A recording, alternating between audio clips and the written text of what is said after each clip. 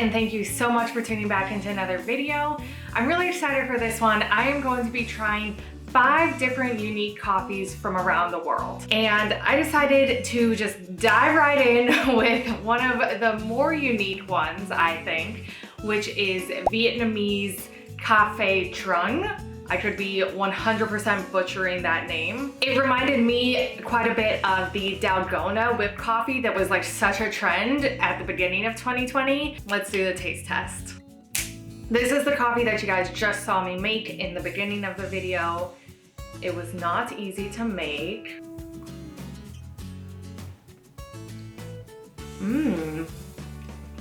Ooh. So the foam is made with an egg yolk and condensed milk and then a little bit of brewed coffee. And it's actually really sweet. I don't know what the purpose of the egg is in there, but you don't taste it. In case you're scared of this, you don't want to taste a raw egg, you don't.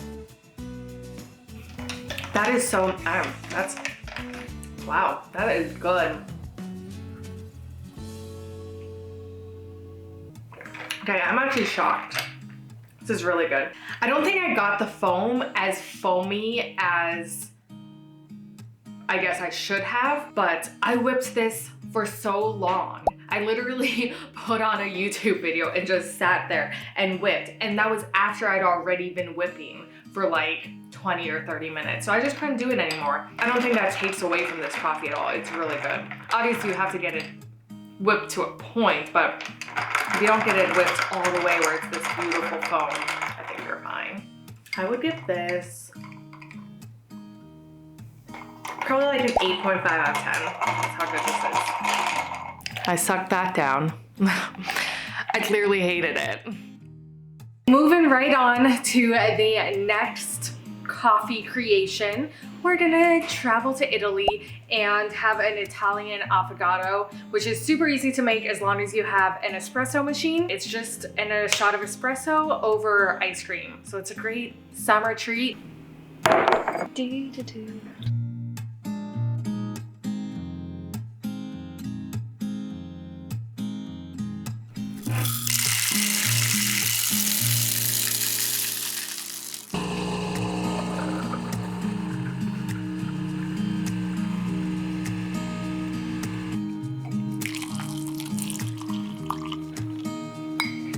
You can make this really with any ice cream you want, but I happen to have tiramisu gelato in the freezer, which I think is especially fitting for an Italian Avogado.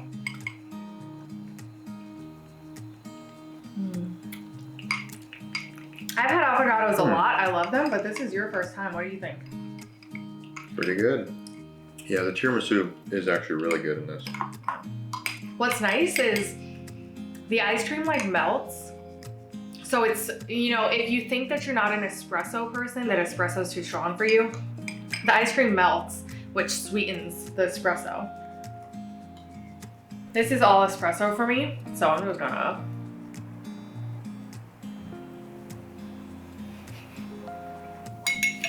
Yum. Yum. Yum. Yum. What rating would you give this? This specific one or the idea? Oh my God. Because I took some points off of this by not asking for more ice cream. Well, that's your fault. This one, 6. The idea, 8. Interesting. Okay. Yeah, I would give it 7 out of 10. Yeah, I agree. More ice cream. Okay, so you guys take that tip when you make yours. Add a lot more ice cream. Well, you can perfect this over the summer. Oh, you want more? That's a good sign that you want more of these. I want more trials to refine it. Okay, we will see you guys with our next coffee. We're going to transition now from iced coffee to hot coffee and travel to Mexico for this next one. We're going to make a Mexican Cafe de Oya. Hopefully I'm pronouncing that correctly.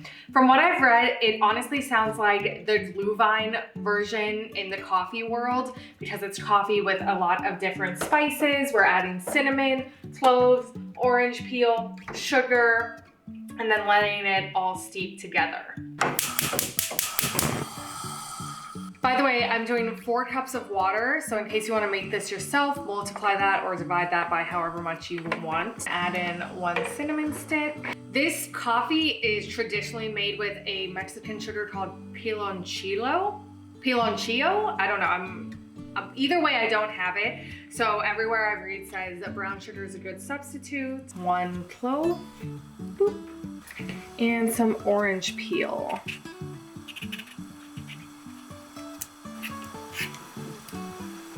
So we let this come to a boil and at the same time let all of that brown sugar dissolve. And once it reaches a boil, that's when we'll add in the coffee grounds. So you're gonna add in a tablespoon of coffee grounds for every cup of water. You're gonna turn off the heat.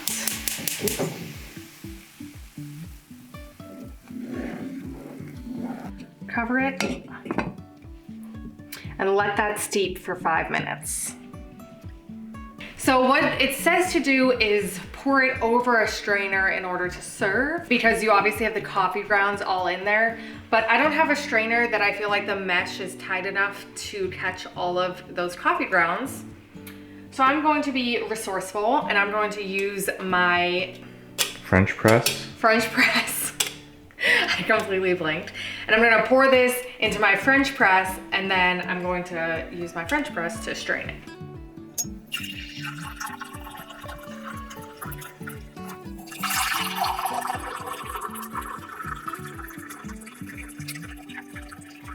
Seems like 4 cups of water amounts to the perfect amount for 2 people. So where's the milk? You're not supposed to add milk. According to everything I read online, you don't add milk. They don't have milk in Mexico? It ruins it. They don't have milk in Mexico? No, that's cafe con leche. This is Cafe de Oya.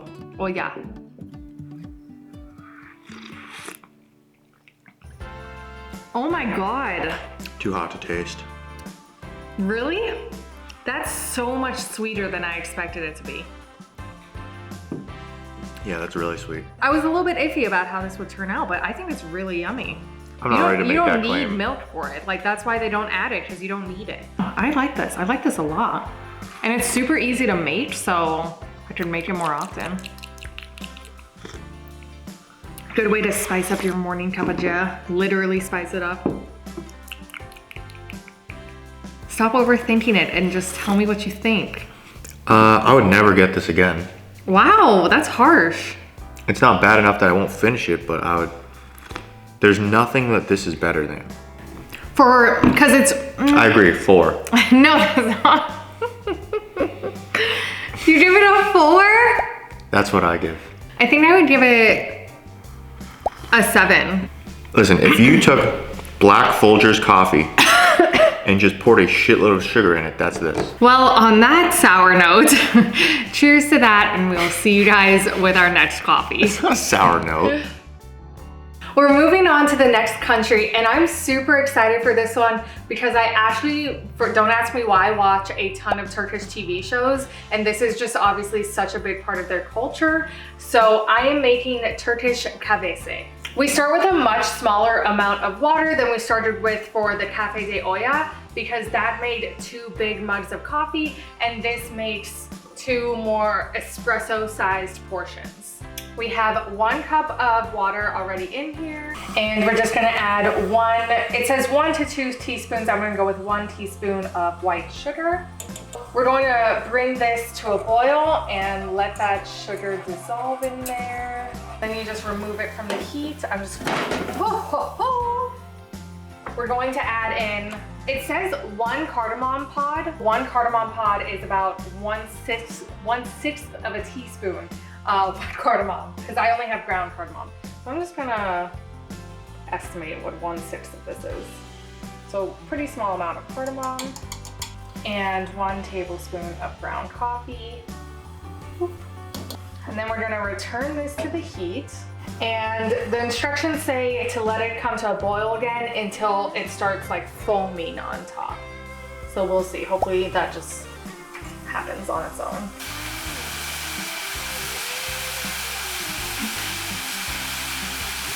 It actually says to then remove it from the heat, let it stop boiling for a sec. And then put it back on the heat. You want to repeat the process and let it come to a boil again until it foams again. Apparently it is vital that you don't stir it as to not disturb the foam, and you let like a pretty thick foam come on the top. So I can't really tell if we've gotten the foam that we're supposed to get, but I'm getting a little concerned about burning the coffee grounds. I'm just gonna call it good, to be honest. There's actually so little liquid left. I feel like we definitely left it boiling for too long.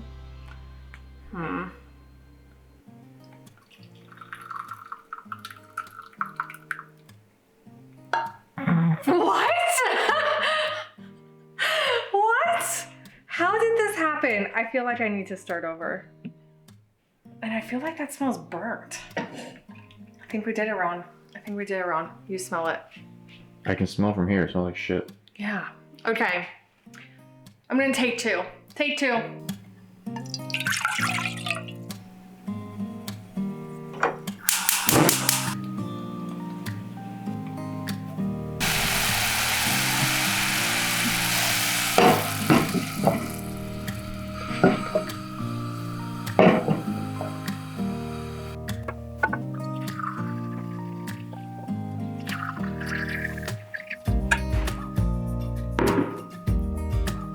This is our fourth coffee of the video, and my confidence has never been lower. But we will see how this Did you get the foam working? I don't know. Like, there was some foam there, but it describes it as like this very thick foam, which I definitely did not get. And then, because you leave the grounds in the coffee, it's been sitting for a few minutes, but you're supposed to let it sit, just FYI for all of you guys. Let it sit because the grounds should sink to the bottom of the cup. Cheers. I'm so nervous. This one's it's not gonna be good.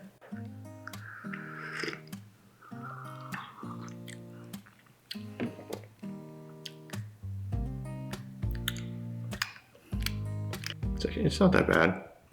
Do you like this more than the Cafe de Oya? Yeah, I do like it more than that. Your taste is so weird. I do not. This is And odd. nothing against Turkish coffee, because I'm pretty positive that I messed this up. I would give this like a 2. Yeah, I'm not a fan. I'm not a fan. You can have a 5. I'm like afraid to get to the bottom because I don't want to get a mouthful of grounds. I'm glad you mentioned that though, because that was really worrisome to me, and I have not gotten grounds in a bite yet, like in a sip. I guess I'll just have to actually travel to Turkey to get good Turkish Cabeze. There's probably some middle ground there. Nah, I'm just gonna have to book a flight. It's probably somewhere else in Boston. See you in Istanbul, guys. Last but not least, we're going to travel to Austria for an Austrian Einstein, and it's more of a sweet espresso drink. So first things first, we're going to make our own whipped cream. You can probably make this recipe a lot easier by just buying whipped cream. Add some powdered sugar. I'm not measuring this, so hopefully it turns out good. A little vanilla extract.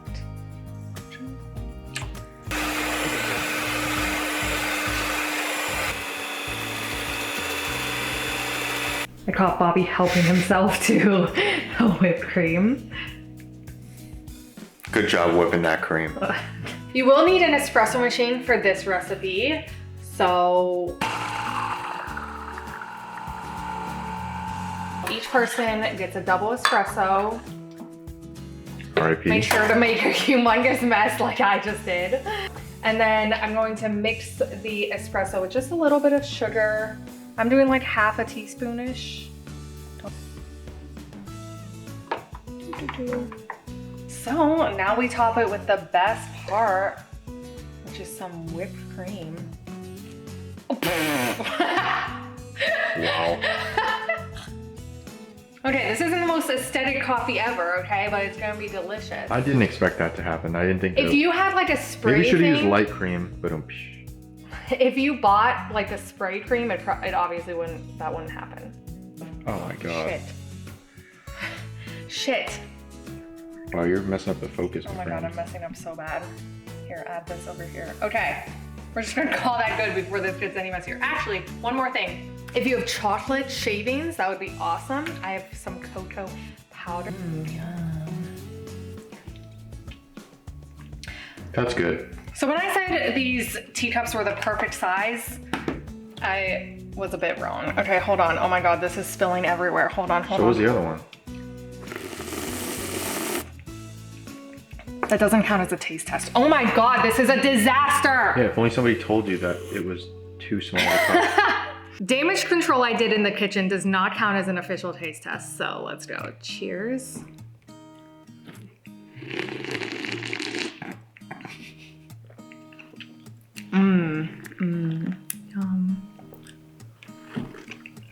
And the espresso is like, I just added just enough sugar where it's not, you know, too bitter. Yeah, because I hate espresso and this is good. Yeah. Like I hate just straight up. I don't understand you people. Love this. Love this. Especially. Oh, this is the best one. Yeah. Really? Well, I gave the other two a 4 and a 5. You like anything with whipped cream. Correct. Instant 9. Execution was an 8. Okay. I only got 1 point off for my execution. I'll take it. Oh, well, presentation was a 4. But I wasn't including that in the score. I would argue that it's artistically messy. For me, I would give this, I mean, it's very simple. Like it's nothing complicated. Maybe a 7 or an 8. I don't say this often, but I might have even made it a bit sweeter. That is the end of the video. Thank you guys so much for watching this. I really hope you enjoyed it. Give it a like and subscribe if you did. And I will see you guys in the next video.